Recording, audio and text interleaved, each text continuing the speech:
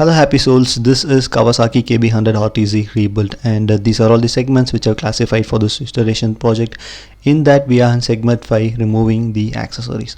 Now we are in part 1, removing the carrier, sari guard and the crash guard assemblies. Let's begin with the carrier first, and for this you need a 17mm spanner and start loosening it in anti-clockwise direction. This is the right hand side of the vehicle, and do the same for the left hand side and remove the nuts.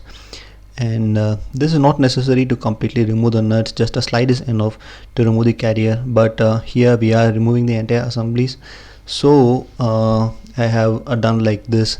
And moving on to the rear side of the carrier, and it comes with a 12mm bolt and a spacer behind it for the mountings, and the same applies for the other end, that is the left hand side.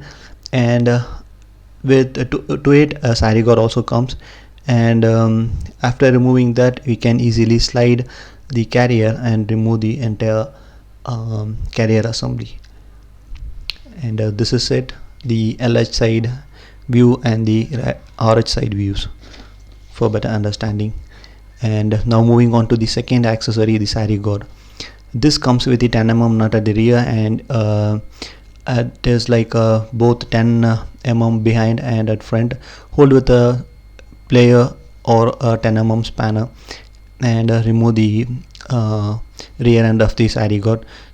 Now coming to the third accessory, the crash guard, and these all comes with 10mm spanner size, and the upper part of the crash guard is little broken at one end, and at the bottom it is clamped with 2 U-hooks locked with 10mm nuts.